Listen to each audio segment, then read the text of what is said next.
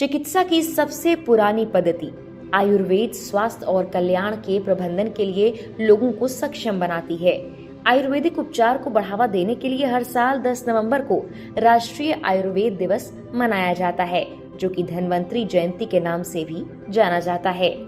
धन्वंतरी जो कि भगवान विष्णु का अवतार हैं, इनकी पूजा धनतेरस के दिन की जाती है। ऐसे में इसका सीधा मतलब है कि भारत में आयुर्वेद की जड़ें धर्म से जुड़ी हैं।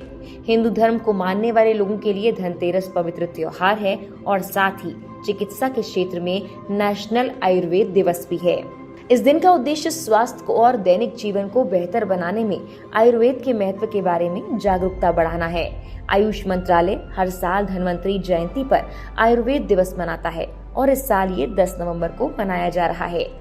आयुर्वेद जो कि सबसे प्राचीन और अच्छी तरह से प्रलेखित चिकित्सा प्रणालियों में से एक है, अपनी समग्रता के कारण यह आज भी प्रासंगिक है। अब आपको बताते हैं कि आज यानी धनतेरस के दिन ही आयुर्वेद दिवस क्यों मनाया जाता है। राष्ट्रीय आयुर्वेद दिवस हर साल धनतेरस के दिन मनाया जाता है। भारतीय संस्कृति में वेदों और पुराणों में भगवान धन्वंतरी को देवताओं के चिकित्सक और आयुर्वेद के देवता के रूप में दर्शाया गया है। यही कारण है कि आयुर्वेद के भगवान की जयंती को आयुष मंत्रालय द्वारा राष्ट्रीय आयुर्वेद दिवस के रूप में मनाया जाता है। धनतेरस हर साल दीपावली से पहले पड़ता है और धनतेरस के साथ ही दीपावली की 5 दिवसीय त्योहारों की शुरुआत हो जाती है। आपको ये भी बताते हैं कि आयुर्वेदिक चिकित्सा में सेहत का राज कैसे छिपा है। आयुर्वेद के जरिए आप आंतरिक सद्भाव प्राप्त कर सकते हैं। इसके लिए पहला कदम अपने दोष को समझना है। 3 प्राथमिक दोष हैं, वात, पित्त और कफ। हर दोष की अपनी विशिष्ट विशेषताएं और प्रवृत्तियां होती हैं। अपने प्रमुख दोष को जानने से आपको जीवन शैली और आहार विकल्प चुनने में मार्गदर्शन मिल सकता है, जो संतुलन का समर्थन करते हैं। आयुर्वेद आपके दोष के अनुरूप संतुलित आहार खाने के महत्व पर जोर देता है। आयुर्वेद इस बात पर बहुत महत्व देता है कि आप कैसे खाते हैं, ना सिर्फ आप क्या खाते हैं। अपने भोजन का स्वाद चखकर उसे अच्छी तरह से चबाकर और शांत वातावरण में भोजन कर मन लगाकर खाने का अभ्यास करें।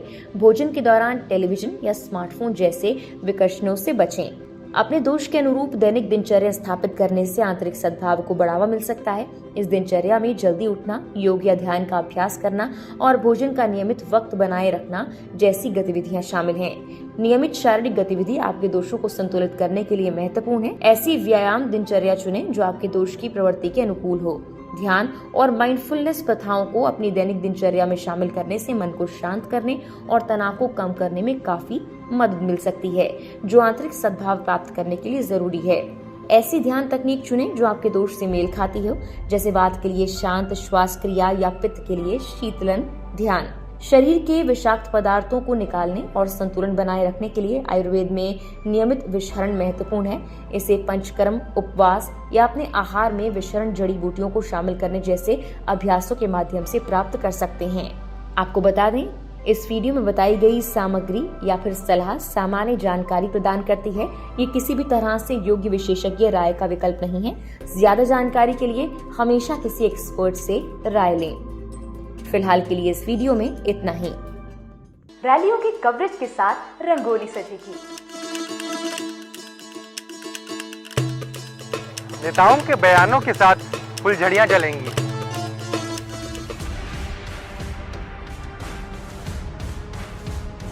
इलेक्शन काउंटडाउन के साथ सोन पापड़ी भी बटेगी।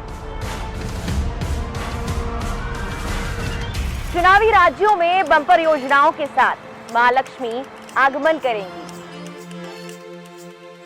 हार जीत की खबरों के साथ हमारी और आपकी दिवाली बनेगी,